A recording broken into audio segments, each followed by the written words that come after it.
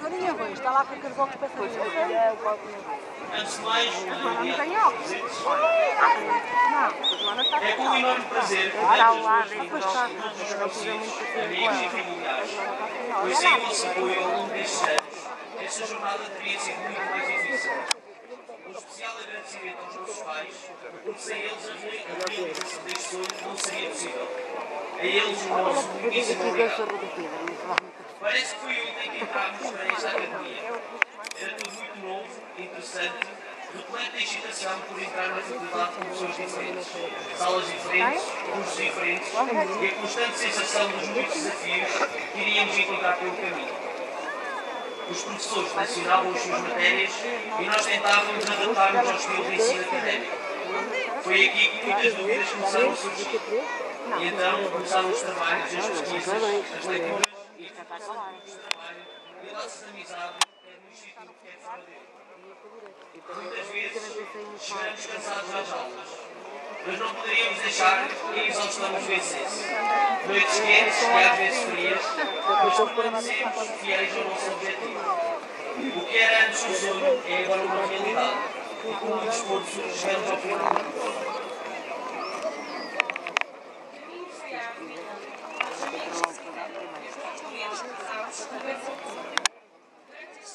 Não é falta de estudo, às vezes é por muito pouco.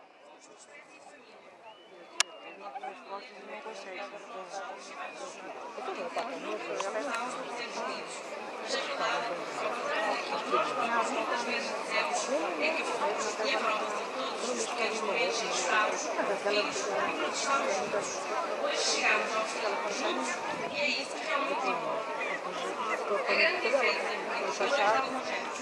Os finalistas de agora é que conhecemos o significado da profissão de administração, os obstáculos existentes para ter êxito.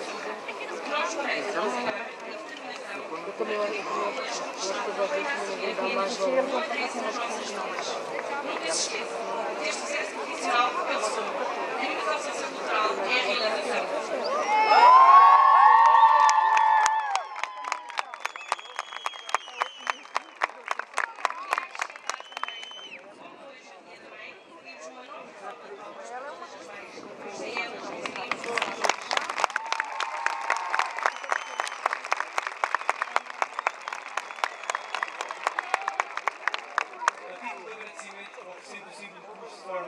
Os animadores do nosso percurso profissional. Saudações académicas, boa sorte e obrigado a todos.